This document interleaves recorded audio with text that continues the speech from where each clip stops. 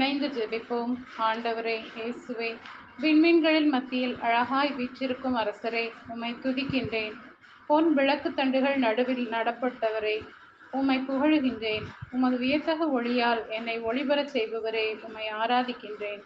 உன்னிடம் நான் காணும் குறை யாதெனில், முதலில் உன்னிடம் விளங்கிய அன்பு இப்போது இல்லை என்று நீர் என் ஆன்மாக்காய் ஏங்கி கவலையும் காத்திருக்கிறேன் இன்று இறைவார்த்தையில் வாசிக்கிறேனே. நான் உம்மை முழு மனதுடன் தேட இணைய சமூக வலைதளங்களை தவிர்த்து உமது அன்பில் நனைந்து உம்முடன் என் நேரத்தை செலவிட கிருபை தாரும். ஐயா, தாவீதின் மகனே, எனக்கு இறங்கும் என்று கத்திய குருடனிடம் நான் உமக்கு என்ன செய்ய வேண்டும் என்று விரும்புகிறீர் என்று வினவ, பார்வை பெறும், உமது நம்பிக்கை உம்மை நலமாக்கிறது என்றவர் என் வாழ்வின் பாவ தடைகளை எல்லாம் சுட்டெறியும். குருடான இருளில் நடக்கும் எனக்கு வழியும் ஞானமும் தந்து நடத்தும்.